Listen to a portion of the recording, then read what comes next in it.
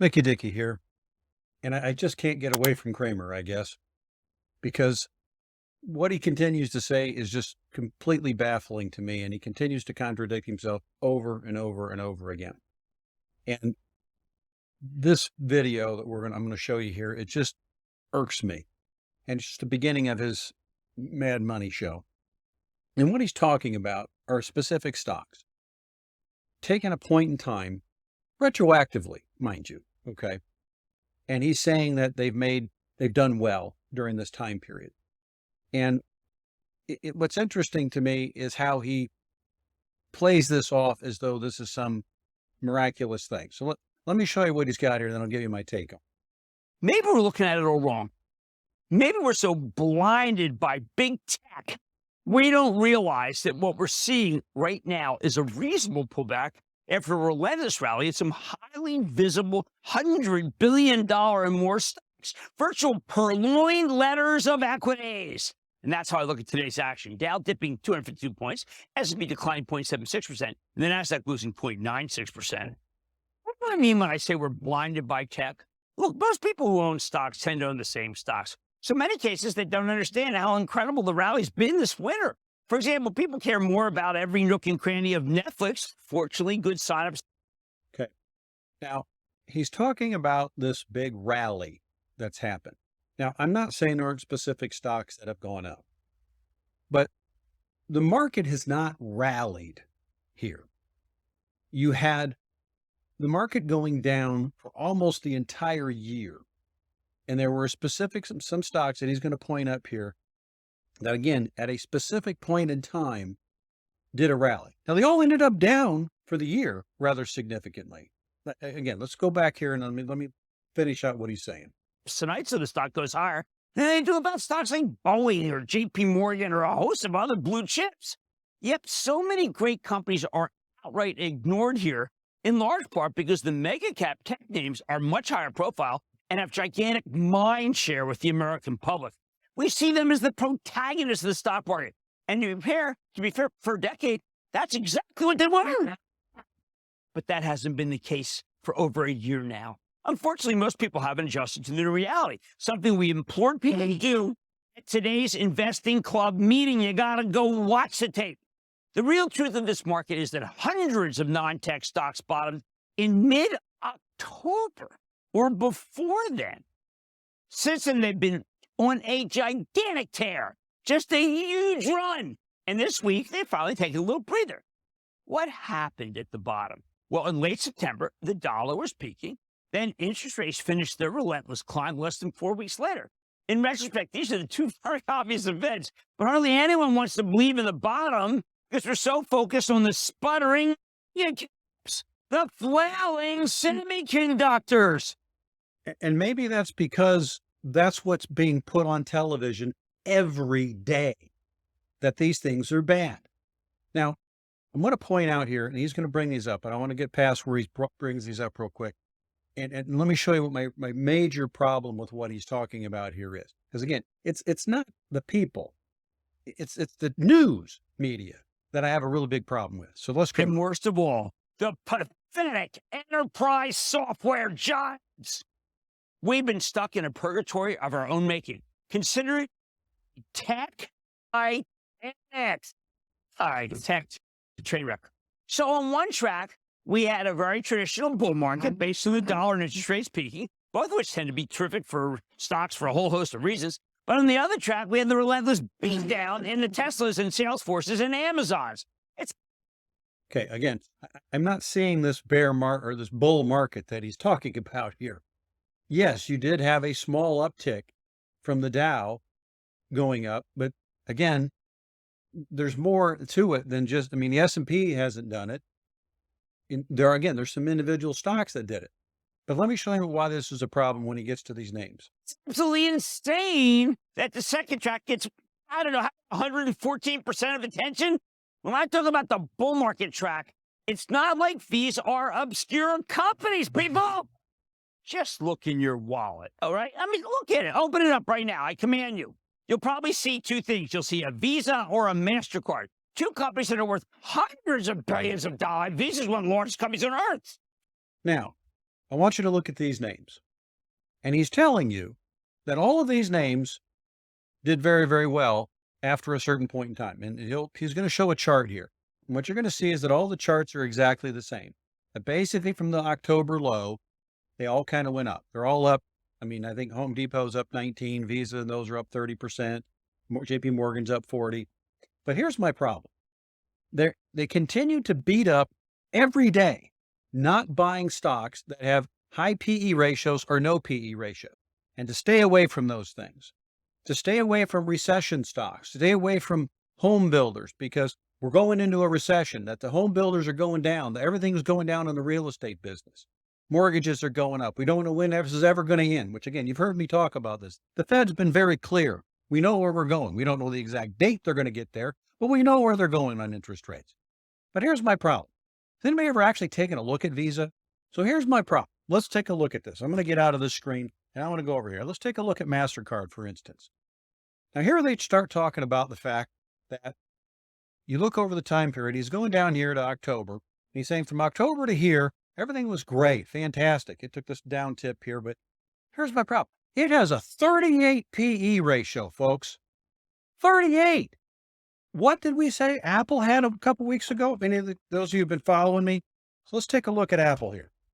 Now, and maybe our fascination with big tech is simply that if big tech doesn't go up, the indexes don't go up because it's so huge and the weighting on it is so huge that the majority of us have our money in 401k plans and mutual funds that are tracking this. Most of us don't have the ability in our 401k plans to actually buy an individual stock. We actually buy the indexes. And if Apple doesn't go up, they don't go up. But look at this for a minute. Again, if we're buying based upon PE ratios, Apple's at a 23 and MasterCard's at a 38. Okay, what am I missing here? Which one of these has a bigger opportunity for growth? If we're going into a recession, is it going to be MasterCard and Visa because of all the charge-offs that they're going to have, or is it going to be Apple? Now that the dollar's down, because again, one of the things he talked about there is that the dollar's peaked and come down. Well, one of the big headwinds for Microsoft and Apple and Google and all these international companies, the dollar and how it hurt them on their transfer, on their profitability lines. Okay. But here's the thing. Let's go back and take a look at Visa again, real fast, or MasterCard. If we look at MasterCard and we look at their 1-year history, again, we're way down here. Now look what happened that year. So from the beginning of the year, all it did was tank down to here. Now it kind of followed the same path. All right, let's take a look at Apple. Now last October, we still hadn't got all the interest rate hikes in. We really hadn't bottomed yet.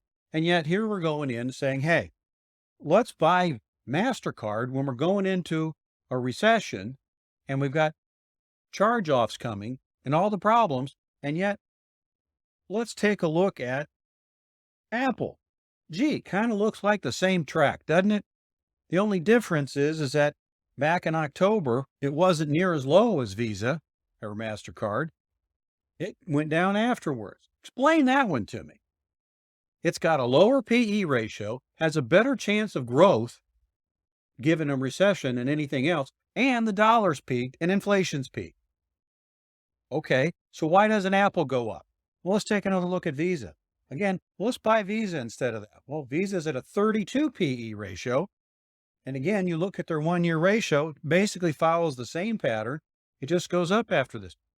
But on television every day, and Cramer keeps saying the same thing, don't buy companies with PE ratios that are too high.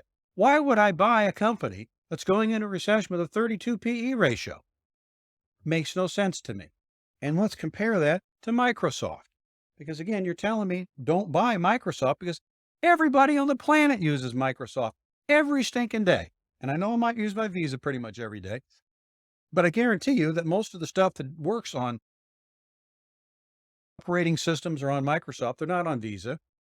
But again, it's at a 26 PE ratio. So it's a lower PE ratio than Visa is. And again, look at its numbers. Same track, same time period. So if I'm in October and I've got a choice to either buy Microsoft or Apple or Visa or MasterCard, both of them have lower PE ratios, and we're going into what everybody at the time was saying is going to be a recession. Why would I buy Visa and MasterCard when Microsoft and Apple are sitting there and dollars peaked and inflation's better. Again, this makes no sense. Now let's take a look at Boeing. I love this one. Gee, Boeing doesn't even have a PE ratio. Now I understand they're the only other airplane maker on the planet. There's only two of them. I get it. But again, why am I going to buy something that hasn't made money, that's had a bunch of problems, that's followed the same stupid thing as everybody else? It's just gone down, came back up like everybody else did, and came back down again. Why would I think something that's not doing anything, going into recession, why would airplanes be better than Microsoft or Apple or Google for that matter? And again, let's take a look at Google for a minute. Now, I know we've had an interesting thing today in today's with the DOJ for them today. But again, we've known this is coming on for several years. And I'm not saying it's going away, not my issue, but the DOJ is already built into Google. But again, take a look at Google here for a minute. You had your peak, it's come down. And again, so now I'm looking at either Google or let's say Boeing at the time. We're going into a recession and I got an 18 PE ratio, which is again considered high, but still almost half of Visa and MasterCard. And you're saying to buy those instead of Google. Really? Now, I understand their tech, but let's take a look at Merck. Now, I get Merck a little bit better because of what Merck is. So I'm not going to go up, it's an 18 PE ratio. I can actually understand why we're saying maybe we should buy Merck here. But my problem with Merck is that throughout the course of last year, it hadn't really done a whole lot. And then all of a sudden, who would think that it's going to go anywhere? Again, you've got the federal government going after any of these bio companies and wanting to get companies like Merck and Lilly that have high charges on their pills and their medications. They're trying to get all that down. Why am I buying these guys? Because the federal government's going to try to shut them down and get the costs down? Again, doesn't make sense to me. Well, I understand they're there and the government hasn't done anything yet, but that's why the stocks go down is everybody complains that, hey, the government's getting involved with this. It's not going to work. Now, Wynn Resorts. Now, here's a fun one. Love this one. So let's take a look at Merck or Wynn Resorts. So in February of last year, it's at $93 a share. Chinese government decides to, hey, let's just crack everything down. Well, then you get Ukraine and it goes completely down. So it's way, way down here. Again, no PE ratio. So you're telling me in October, before China's reopened, it's time to buy this. So I'm going to buy Wynn Resorts, even though the Chinese government has messed us up a couple of times by opening and reopening and closing and reclosing and all that. I'm going to buy that instead of Microsoft or Apple or Google. Again, not that you can't do it, but who would do if you bought this at that point and China did not reopen? People would look at you like you're an idiot. Now, again, hindsight being 2020, it's easy to put these numbers out here, and I get that. JP Morgan, here's a fun one. Take a look at this one. Last year, Jim, you were telling us that part of the playbook for rising interest rates is to buy the banks. And yet, heaven's sakes, here's you a little bit later in the year. Down more than 27%. I mean, it is kind of embarrassing when you think about it, because they should have done much better given the fact that the yield curve is such they can reinvest your deposits, big prices. But on average, the capital market plays are down nearly 20%. Credit card stocks are down 24%. There's no secret why anything related to capital markets is done badly. That business. Okay. You're telling me that the credit cards are down 25%. You're telling me that the banks are down 20%. And this is in December. We're barely a month away from this. And you're telling me that the banks and Visa and MasterCard were the cream of the crop from that time period. And we should have known this. We should have just invested in this. But you're telling me here that they were horrible and they didn't do what they were supposed to do, which is exactly true. I mean, just look at JP Morgan. They should have done well last year. They didn't. They got crushed. And then all of a sudden they jumped up. Who's going to believe this is actually possible? I'm not saying it isn't possible because clearly it did. But you're telling me, now at least JP Morgan's got an 11 PE ratio and is in line. And again, it should have done better than that. It ended the year up okay. But why are you blaming people on big tech when they're all looking at it going, I use Apple every day. I use Microsoft every day. I use Google every day. And pretty much almost every minute of every hour of every day. I don't use my bank every minute of every hour of every day. Now, Caterpillar, love this one. Okay, again, we're going into a recession. Take a look at what happened last year on this bad boy. It tanks all the way down. And now you're telling me in the fall, when the market was really, really down there in October. Everybody's freaking out, thinking that we've got a huge recession coming. We don't know when the interest rates are going to stop. We don't know when, the Fed's going to do their thing. If inflation's over, let's buy Caterpillar. Why not? Because, hey, we're going into a recession. We're not, you know, the recession, what we normally do in recessions. Oh, yeah, we just go out and we buy Caterpillars and we build more roads. Really? Again, I'm not saying it didn't happen, but look at its PE ratio. Again, it's at 18. So you're telling me it's better than Google at that time. Again, having a real hard time with this. Now, clearly it did well. And again, I'm not complaining, but I'm saying you're telling us on a backwards basis. You weren't telling us this back in October, Jim. Now, this one's a fun one because you're telling us that, hey, Home Depot is a good thing. Well, Jim, here's the deal with Home Depot. Projections up because that demonstrates exactly the real demand. Look, these are both really fine companies, and Home Depot managed to thread the needle. I think that people felt they were going to miss. They have really good contractor business. Tomorrow's Lowe's, they do a better do-it-yourself business. Walmart had. So here's the thing. Now look at the date on this. The date on this particular one is 5 months ago. So this is when they came out with their, I'm going to call it the third quarter of the year numbers. I don't know what particular quarter it is for Home Depot specifically, but they're basically where they're at today. So you're telling me it's had this great run. No, what happened is the market fell apart from August to the October. Everything fell apart. Look at the numbers. All of these companies, when you look at what happened from August to October, they all just crashed. And some of them came up. So again, I ask you, it's October, the world's crashing, the market's just completely obliterated because in June, we hit a bottom. We came up in August, and then we just cratered from there. And we're all talking about the fact that the market's going to, recession's coming, everything's coming, the real estate, especially the real estate market. Again, why am I buying Home Depot at 19 PE ratio? It's not cheap by any stretch of the imagination. It's not a growth stock. There's no way you can say that a 19 PE ratio can be, supported by what Home Depot's doing. And yet it did come back, but it didn't come back. It just went back to where it was in August, which it's still down for the year. So I guess that's my biggest problem with all of this. Everybody comes out here and says, oh, you should have known this, should have known. No, we shouldn't have known any of this stuff because when we sit here and we listen to the folks on television, they tell us the same stupid stuff.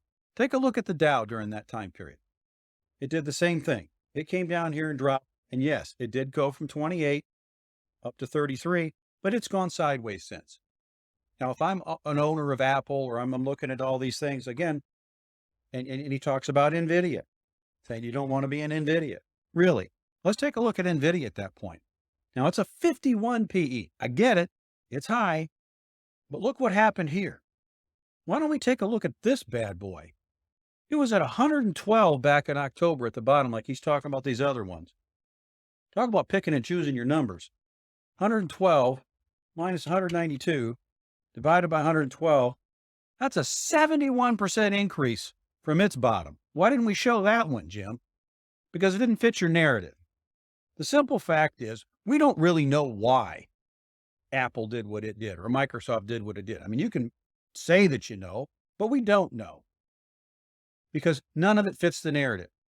We've got stocks that should not have gone up that did go up. We've got stocks that should have gone up that didn't go up. And again, I can't give you an answer for it, but what I can say is I'm really tired of all the inconsistencies going on in the marketplace. Don't sit down here and tell me that stocks that you want to buy stocks that are in good PE ratios that are recession proof. Visa and MasterCard are not recession proof by any means, and neither is a bank. And neither is Home Depot, and neither is Caterpillar. In fact, you shouldn't be buying any of those if there's truly a recession coming. They shouldn't be going up, and especially when they've got a 32 and 35%, their PE ratio. So let's actually just focus on what actually happened. Yes, they did go up, and that's great. But there was no bull market there. The Dow went up. And again, why? Can't actually answer to you. Because, the average person was looking at all these stocks going, okay, we all bottomed October 10th timeframe. Get it. So who am I going to pick here? If we actually have a recession coming and we actually have inflation maybe peaked and the dollar's peaked, and we think the market's starting to move back up, why would we not think Microsoft and Apple and Google, the three companies that are used most often on the planet, with the possible exception of the products from Procter & Gamble on a daily basis, and I don't even think that's true. Why would they not be going up? Can't give you the answer for it. They didn't. And that's, that's the simple fact. But that's why the Dow went up. And again, I wouldn't call it a bull market by any stretch of the imagination. When you start looking at the Dow Jones, that's not a bull market. We were here. When you look at the year, okay, we started off the year, this year. We started off here. I've had a rough time, drop, came back, drop, came back. That's not a bull market. Okay. That's just trying to get back to where we were. So I wish we would call things for what they were. The Dow Jones came back faster than the S&P and the NASDAQ. And literally because tech did not come back. And if you want to call it big tech, and you're probably right, it is, because they're so heavily weighted on those indexes, and we focus more on those than we do the individual stocks. And maybe we should. Maybe we should focus on individual stocks than big tech. But I can tell you the main reason we focus on big tech, the way that we do, is because most of us have our money in mutual funds and indexes, and they're all run by the big tech. If they weren't run by the big tech, we probably wouldn't focus on them so much. Because honestly, I don't think people really care that much. I think they care about what's going on in their own lives. And this is what affects their own life. And again, we all know who Microsoft, Google, and Apple is. Most of us couldn't care less about Boeing or Caterpillar. And again, I'm not being mean. I'm just saying on a daily basis, we don't think about them. And he's right. That's probably why we did, individual stock buyers didn't buy into it. Again, most of us aren't individual stock buyers. Most of us have mutual funds in our 401ks. We don't buy the individual stock. And they're run by Apple, Microsoft, Google, and those. If we fix that problem, or we actually start talking about things on the news and stop changing the narrative every single day, or only put the stuff up there that fits the narrative that we're looking for, maybe the average investor might get a better understanding of what's going on in the marketplace. Dickey out.